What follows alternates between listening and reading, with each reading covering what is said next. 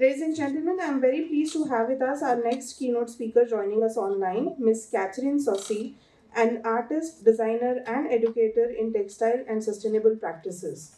Ms. Katherine is a Canadian UK award-winning artist and designer who specializes in transforming textile industry waste into new textiles, clothing, and sculptural forms. Ms. Katherine is a recipient of BC Creative Achievements Award 2006 Canada, shortlisted for Niche Award 2007 USA, and the recipient of the International Design Green Award 2008 USA. She is a noted public speaker, juror, and educator. We are very glad to have with us Ms. Katherine all the way from London. Ladies and gentlemen, please welcome Ms. Katherine. Over to you, ma'am.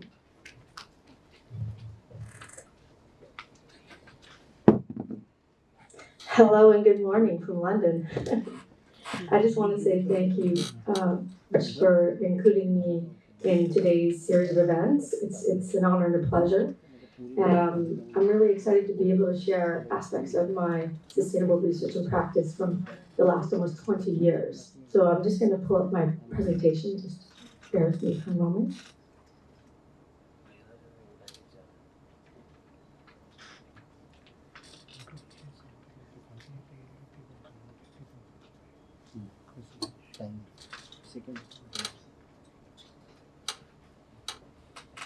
Okay, so I just want to start off with the title of my presentation today is based on an acronym that's reflective of my design research method and practice, and it's M.E.N.D.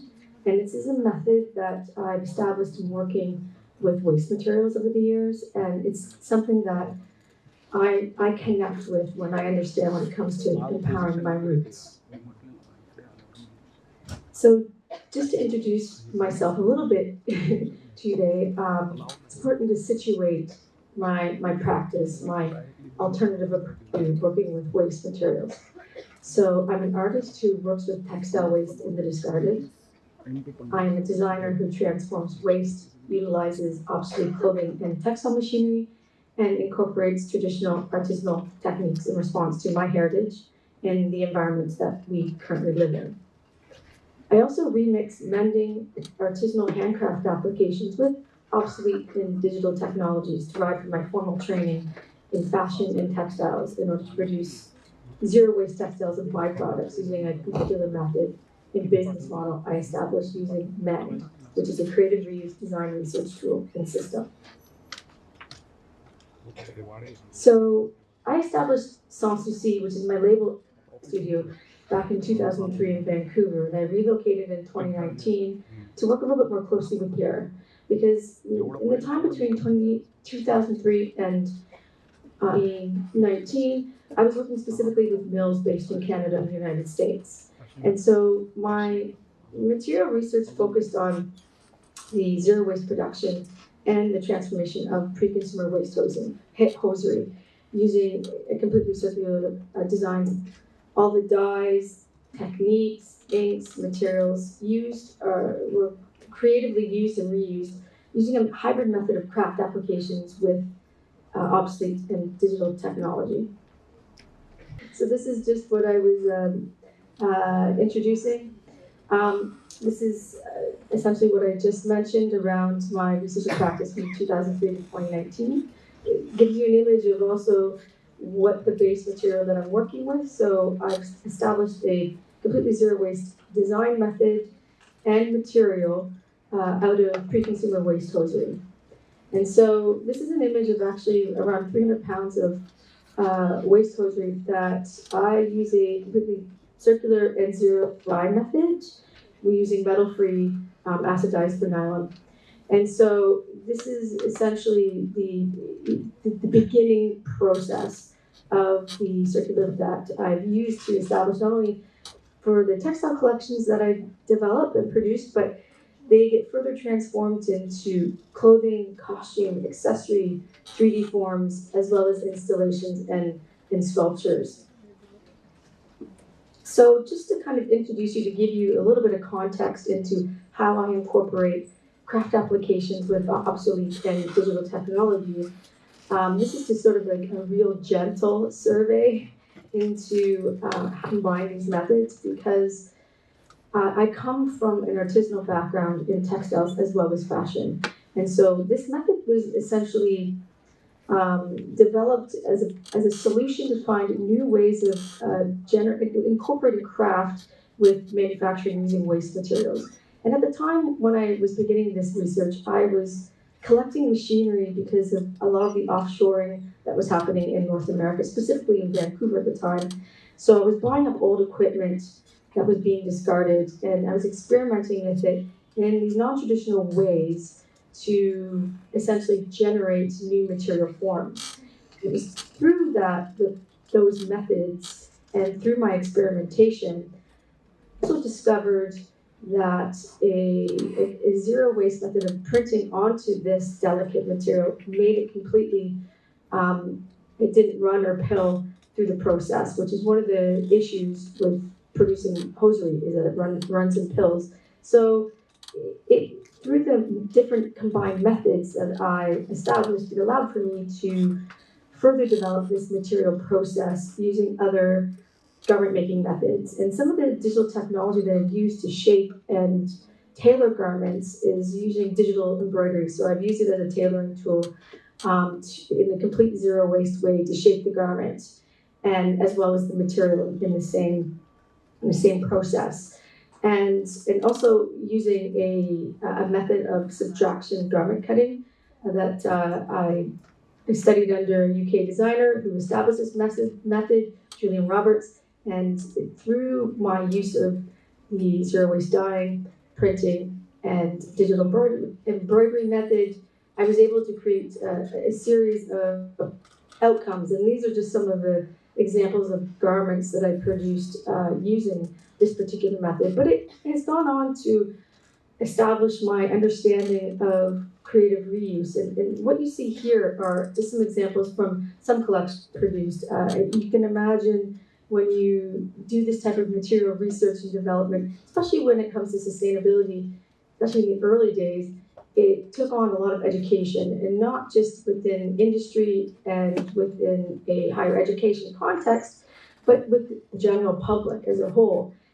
So, through the bits that I've established, I was also integrating and finding new ways of creatively using and reusing garments from previous collections and reinterpreting them and keeping them in complete circulation throughout this sort of life cycle of what I was trying to develop, along with the language that I was trying to establish as a designer, working with waste materials within a zero waste context.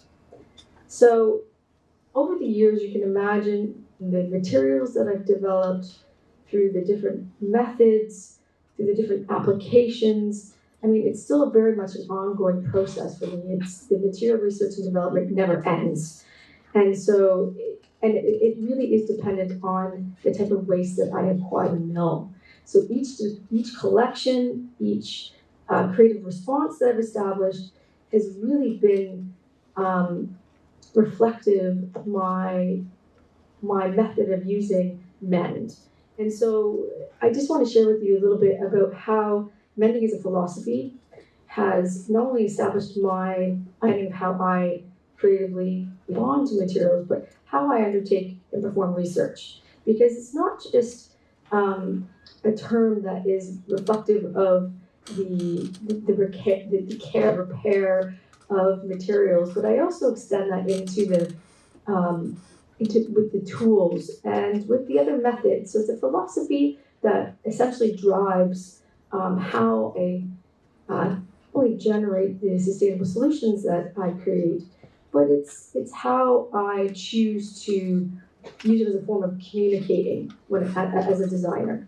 So why I use this term M.E.N.D, and it actually came about is when I was doing my master's thesis, and it was a way for me to organize how I take creative material research, especially creative material research using a waste material stream like hosiery. Give me a space to establish a system. So M stands for the method, what my methods are. The E stands for what I undertake as part of my material research and exploration. The N refers to how I navigate and establish that system. And D, design, stands for what the outcomes are. And so just to give you some examples, so this is breaking down my process even a little bit further in relation to the method. I've shared with you what my dyeing process is. When it comes to the printing method and what makes it so unique and what I've established through the zero waste method is the materials that I actually use that capture the waste materials actually become new materials that end up becoming educational tools or materials that are used part of other elements of the creative process in whether it's in photo shoots, whether they become design products as well, or they become art pieces that I exhibit in relation to the clothing and textiles that I produce. So everything is creatively captured, used, and reused. This is just an image you can see of a very improvised way when we work with some waste materials that have been dyed. They come in a variety of shapes and sizes. It's really important that we implement the printing method because it does allow for this material to be completely machine washable and dryable or hand washed to dry. It's essential in its overall life cycle of this material and for the products that I produce out of it. But sometimes we have to adapt some of the traditional artisanal methods in response to working with the inconsistency of working with waste materials as a way to generate the necessary methods that we need established and explore. So you see on the screen here are just is the relationship between materials that are stored off to the side, that are in process, in relation to some outcomes that eventually gets transpired into. But when it comes to also understanding the methods that are necessary to produce a sustainable research and design practices, you need to find a way that really, methods that really speak to your personal heritage, but also your understanding of knowledge of how you want to use these methods as a form of visual communication, especially within the field of sustainability. There's so much out there that is a possibility, not just in working with waste materials, but in working with tools, reimagining the traditional methods, as well as tools that have been forgotten in new ways. And the way that I've done that is I've adapted broken machinery, I've done a variety of things that has allowed me to create a very unique textile byproduct, as well as outcomes that really speak to my design philosophy and my label, Soucie. But the other thing that's really important, that's really part of the roots of what motivates how I think and how I approach using creative reuse as a design tool, is the fact that I work with waste materials. I not only work with the actual source material that comes from the manufacturing process, but all aspects I'm very mindful in, and I interview and I capture all different aspects of the methods that are utilized, as well as all of the outcomes. So it's really important that I honor all the different methods that are used and undertaken in the process of M.E.N.D.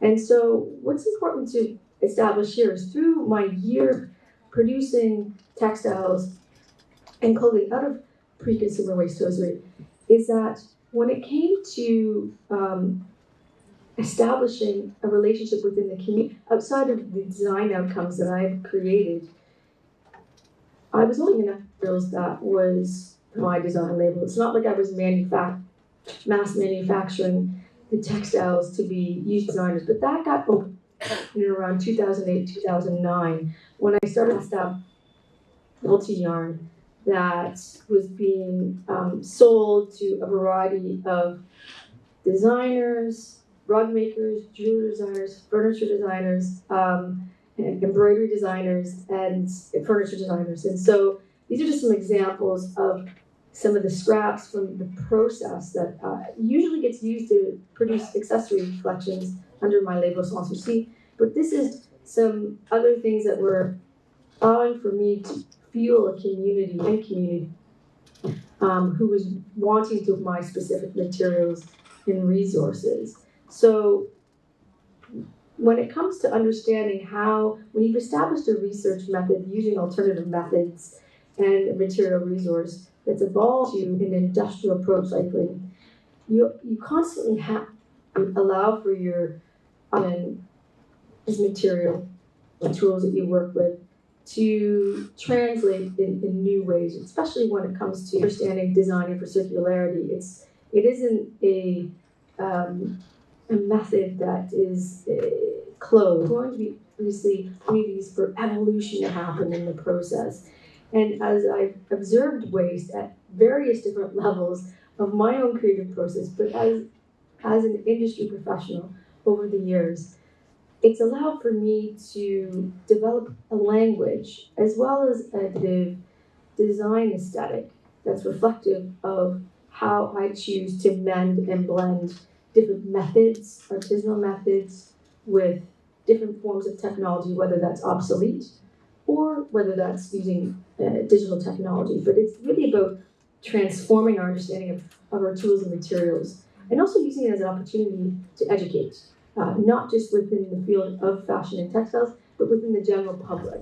So this is also why I've taken the opportunity to situate the things that I want to say that I can't really say all the time in fashion, using the materials and methods to educate and also invoke thought around waste materials in our environment.